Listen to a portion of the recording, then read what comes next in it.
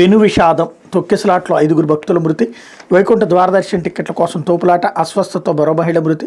తిరుపతిలోని వైకుంఠ ద్వారదర్శన్ టోకెన్ల కేంద్రాల వద్ద జరిగిన తొక్కిసలాట్లో 5గురు భక్తులు మరణించారు. మరో 48 మంది క్షతగాత్రులు తిరుపతిలోని రుయా స్విమ్స్ ఆసుపత్రిలో చికిత్స పొందుతున్నారు. మృతుల్లో 4 మహిళలు, 1 పురుషుడు ఉన్నారు.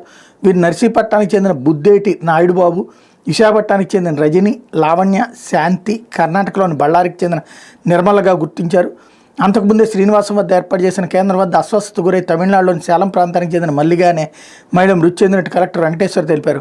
వైకుంఠ ఏకాదశిని పురస్కరించుకుని తిరుమల శ్రీవారి వైకుంఠ ద్వారదర్శనం కోసం తిరుపతిలో 8 కేంద్రాల వద్ద స్లాటెడ్ సర్వదర్శనం ఎస్ఎస్డి టోకెన్ల జారీకి తిరుమల తిరుపతి దేవస్థానం అధికారులు ఏర్పాటు చేశారు.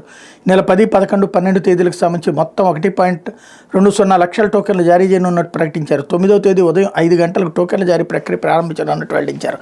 దీంతో బుధవారం ఉదయం నుంచే రాష్ట్రంతో పాటు పొరుగునున్న తమిళనాడు, తెలంగాణ, కర్ణాటక నుంచి పెద్ద సంఖ్యలో భక్తులు ఈ కేంద్రాల వద్దకు చేరుకున్నారు.